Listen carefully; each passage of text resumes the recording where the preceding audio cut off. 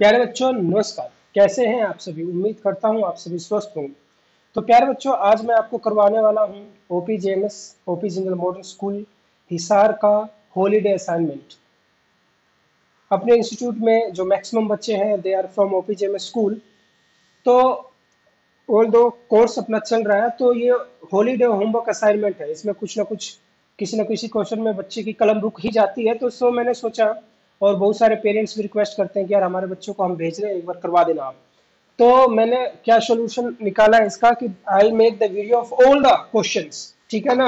आप वहां से देख के सीखिए और समझिए, और वहां से आप अपना हॉलीडे असाइनमेंट कर लेंगे। यदि आपका बच्चा किसी भी स्कूल में पढ़ता है and if you want solution, video solution of that particular assignment और question paper, you can just WhatsApp to me. आप मेरे को व्हाट्सएप कर सकते हैं, मैं वहां से वीडियो सॉल्यूशन बना के अपलोड कर दूंगा, और वहां से आपका बच्चा सीखता रहेगा। मीन्स मेरे पास आने की जरूरत नहीं है, बैठे बैठाए आपको सब कुछ आपके घर पर ही मिल जाएगा। तो ये जो ये है, ये तो आपका प्रोजेक्ट से रिलेटेड है, ये आप खुद कर सकते हैं। और हम सीधा चलते हैं असाइनमेंट पे। So the question number 1 is find to consecutive even numbers HCF. Find the HCF of two consecutive even numbers. दो लगातार इवन नंबर्स का आपको क्या निकालना है? एचसीएफ निकालना है। तो सबसे पहले कलर सेलेक्ट कर लूँ मैं। कलर की जगह ही ये आ गया है अपना। तो दो कंसेक्यूटिव पहला हम सॉल्यूशन कर रहे हैं। तो मान लीजिए दो लगातार कोई से भी दो कंसेक्यूटिव इवन नंबर ले लीजिए। 1 is 2 and the second 1 is 4। अगर मैं प्राइम फैक्टराइजेशन करूं तो यहाँ 2 की पावर 1 आ जाएगी, एंड यहाँ पे क्या आ जाएगी? 2 की पावर 2 आ जाएगी।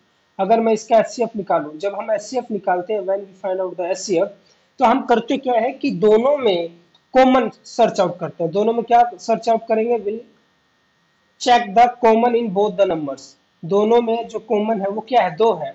और पावर क्या लेनी है? लोएस्ट। आप हमेशा ध्यान रखेंगे, जब भी आपको एचसीएफ निकालने के लिए कहेगा तो आपको क्या करना है? दोनों की पावर देखनी है, और जो सबसे कम पावर वाला नंबर है उसको आप लिख लेंगे, बस ये है। So 2 is the HCF of two consecutive even number. Just see the question once again. कह रहा है find the HCF of two consecutive even number. तो दो लगातार इवन संख्याओं का हमें क्या निकालना है? एचसीएफ निकालना है, और इसका आंसर क्या आ गया आपका? 2। Let's take another example. एक और एग्जांपल ले लेते हैं, सो दैट कि आपको आपका कंसेप्ट और अच्छे से क्लियर हो जाए। तो एक और मैं अगर एग्जांपल लूँ तो मैं ले लेता हूँ, इसी का है ये। आप बताइए कौन सा? 12 एंड 14 का ले लीजिए। 12 एंड 14 का 12 की प्राइम फैक्टराइजेशन क्या होगा? It will be 2 and 3 into 2, 2 जा 4 and 6 12 and 2 into 7। इसका मतलब 2 की पावर क्या आ गई? 2, और 3 की पावर क्या आ गई? 1। 2 की पावर 1 and 7 की power 1। Now find out the HCF. HCF निकालिए, इसका क्या आएगा? देखिए, मैंने अभी आपको क्या बताया कि दोनों में वो नंबर होना चाहिए और पावर क्या होनी चाहिए? कम। तो 2 की पावर 1, और कॉमन कोई भी ऐसा नंबर नहीं है जो दोनों में कॉमन है, तो बस इसका एचसीएफ क्या आ जाएगा? It's HCF would be 2 only. तो कहने का मतलब यह है, कोई भी आप दो लगातार इवन नंबर लेंगे तो उसका एचसीएफ हमेशा आपका क्या आएगा? It would be 2 only. Now question number 2, find HCF of two consecutive odd number. अब दो लगातार ओड नंबर का एचसीएफ निकालना है। क्या निकालना है आपको? दो लगातार ओड नंबर का एचसीएफ। तो लगातार ओड नंबर ले लीजिए कोई से भी दो। एक ले लिया आपने 3, और एक क्या ले लिया? 5। 3 का प्राइम फैक्टराइजेशन करो भाई, तो क्या आएगा? 3 आएगा ओनली। क्या आएगा? 3 की पावर 1। और 5 में क्या आएगा? 5 की पावर 1। और एचसीएफ निकालते हैं तो दोनों में कॉमन होना चाहिए ना। दोनों में क्या होना चाहिए? कॉमन। कॉमन तो कुछ है नहीं, इट मीन्स 1 तो सभी के साथ होता है। So the HCF of this numbers would be 1। तो कहने का मतलब HCF of two consecutive odd numbers would be 1 only. और एग्जांपल ले लो, और ले लो, आप अपने मर्जी से बताइए। मान लीजिए आपने ओड नंबर एक 21 ले लिया and the second one is 23। What would be the prime factorisation of 21? 3 into 7 and 23, और कुछ तो होता नहीं है, 23 ही आएगा।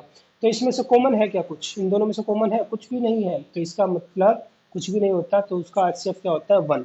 सो इससे ये प्रूफ होता है that the prime factorisation of the HCF of two consecutive odd number would always be what? Would always be 1, and इसका आंसर क्या था? 2। Now find the LCM of smallest prime number and the smallest क्या है? smallest prime number and smallest composite number. You have to find out the LCM of smallest prime number and smallest composite number. So simple. Smallest prime number कौन सा है? हम solution 3 कर रहे हैं भाई. Solution 3. Smallest prime number कौन सा है? 2 एंड स्मॉलेस्ट कंपोजिट नंबर 4. अब इसका हमें क्या निकालना है? एलसीएम. देखो भाई, ये बिल्कुल यहाँ से कंसेप्ट चेंज होने वाला है. अभी तक हम आसान कर रहे थे, इसको देखना पड़ेगा. तो इसका 2 की पावर 1 आ जाएगी और यहाँ पे 2 की पावर 2. प्राइम फैक्टराइजेशन करोगे ना 4 का, तो 2 की पावर 2 आ जाएगी. Now you have to find the LCM. जब भी आप एलसीएम निकालते हैं तो सबसे पहले दोनों में कॉमन देखो, दोनों में कॉमन देखो, 2 है, but the highest power is 2 to the power 2. इसमें हाईएस्ट पावर लेते हैं. When you are finding out the LCM ना, then you have to take the highest power, and when you are finding out the HCF, then you have to take the lowest power from both the common numbers. अब इसके बाद जो बचा हुआ number होता है वो भी लिख लेते हैं. when we are find out the LCM, लेकिन बचा हुआ तो कुछ नंबर ही नहीं है. it means its LCM least common multiple would be 4.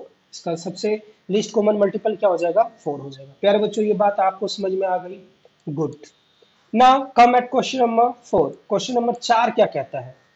Question number 4 पहले तो समझेंगे, फिर इसका सॉल्यूशन करते हैं हम लोग.